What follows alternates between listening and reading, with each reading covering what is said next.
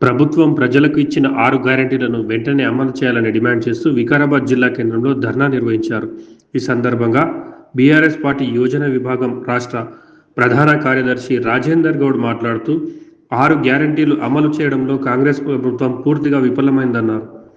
ప్రజలను మోసం చేసిన సర్కార్ వెంటనే తెలంగాణ సమాజానికి ప్రజలకు క్షమాపణ చెప్పాలని డిమాండ్ చేశారు.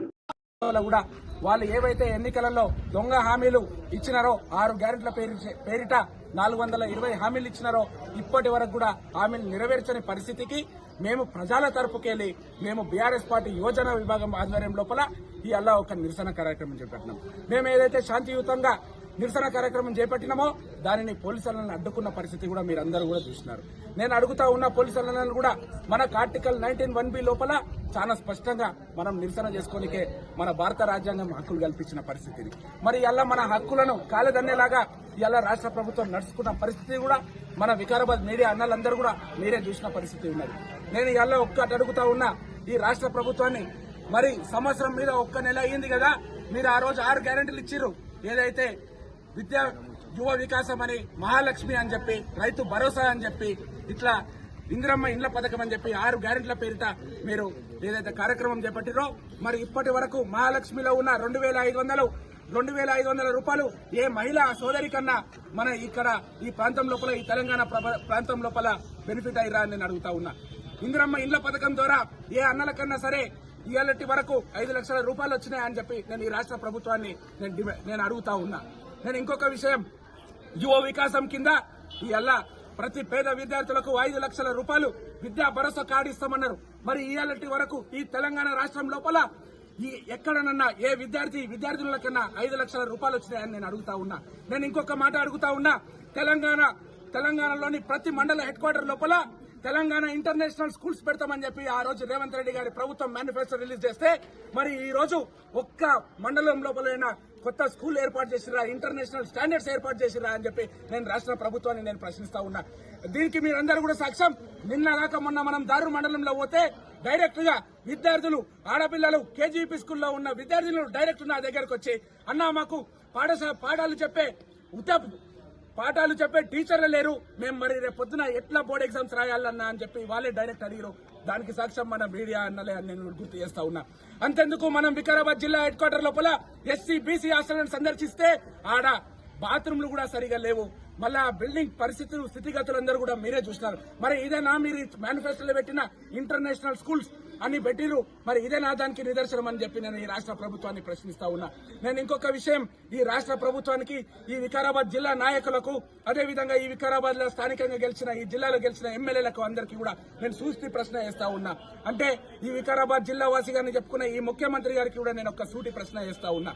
అన్నా, నేను ఒక్క సూటి ప్రశ్న, అది ఏంటంటే ఏదైతే ఈ సంవత్సరం రోజులు దానిపైన ఒక్క నెల జరిగిందో సాక్షాత్తు వికారాబాద్ జిల్లా పార్టీ అధ్యక్షుడు రామ్మోహన్ రెడ్డి గారు ఒక ప్రెస్ మీట్ పెట్టారు. ఈ వికారాబాద్ జిల్లాను అభివృద్ధి చేయనికే 190 జీవో కింద ఉడా అని చెప్పి క్రియేట్ చేసినాం, ఉడా అని చెప్పి ప్రకటించడం, వికారాబాద్ అర్బన్ డెవలప్మెంట్ అథారిటీ అని చెప్పి ప్రకటించడం. దాని ద్వారా ఈ వికారాబాద్ జిల్లాలో ఉన్న 4 మున్సిపాలిటీలు, కొడంగల్, వికారాబాద్, పరిగి, ఇట్లా 4 మున్సిపాలిటీలు ఉంటే ఈ 4 మున్సిపాలిటీలను కూడా అభివృద్ధి చేస్తామన్నారు. అదేవిధంగా ఈ వికారాబాద్ జిల్లా లోపల ఉన్న గ్రామ పంచాయతీలు 493 గ్రామాలను అభివృద్ధి చేస్తాం ఈ ఉడా కింద అని చెప్పారు.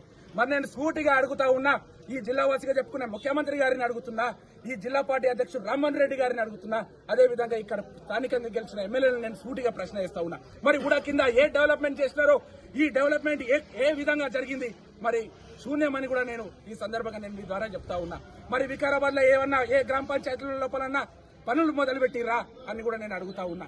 మరి అదేవిధంగా ఎన్నికల హామీల లోపల భాగంగా ఈ అలా గ్రామ పంచాయతీలైన మున్సిపాలిటీలో కలిసిన అంగడ్ చిట్టంపల్లి కావచ్చు, లేకపోతే గిరిగేట్పల్లి కావచ్చు, లేకపోతే దన్నారం, మురుగుపల్లి కావచ్చు, ఈ ఊర్లన్నిటినీ కూడా ప్రభుత్వం ఏర్పడ్డ తర్వాత వెంటనే గ్రామ పంచాయతీలుగా ప్రకటిస్తామని చెప్పారు. మరి సంవత్సరం మీద ఒక్క నెల అయితా ఉన్నది.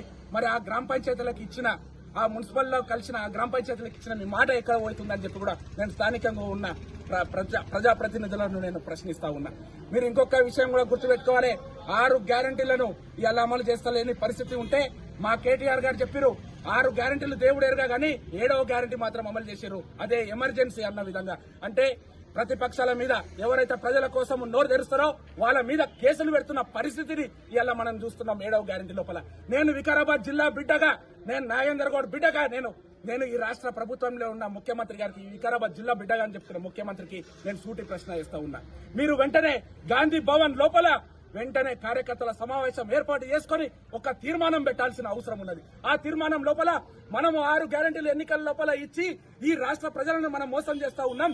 మనం వాళ్ళకు 6 గ్యారెంటీలను మనము నెరవేర్చలేని పరిస్థితి ఉన్నది. కాబట్టి వెంటనే మనం ప్రజలకు, ఈ తెలంగాణ సమాజానికి మనం ఒక క్షమాపణ పత్రం ఇచ్చి వెంటనే ప్రభుత్వాన్ని రద్దు చేసుకుని, క్షమాపణ ఇచ్చి ప్రభుత్వాన్ని రద్దు చేసుకుని దాన్ని 8వ గ్యారెంటీగా ఈ వికారాబాద్ జిల్లా లోపల ప్రవేశపెట్టాలని చెప్పి నేను ఈ రాష్ట్ర ప్రభుత్వాన్ని, రేవంత్ రెడ్డి గారిని డిమాండ్ చేస్తూ ఇంకొకసారి ఫైనల్ గా ఒక్క మాట చెప్తా ఉన్నా. సూర్యుడు తూర్పున ఉదయించి పడమరన అస్తమిస్తాడనేది ఎంత నిజమో, భూమి గుండ్రంగా తిరుగుతాడనేది ఎంత నిజమో, ప్రతి ఒక్క బీఆర్ఎస్ పార్టీ కార్యకర్త ఈ కాంగ్రెస్ పార్టీ 6 గ్యారెంటీలు అమలు చేసేంత వరకు కూడా ప్రజల తరపుకెళ్లి పోరాడతారనేది కూడా అంతే నిజమని చెప్తూ నేను ముగిస్తాను.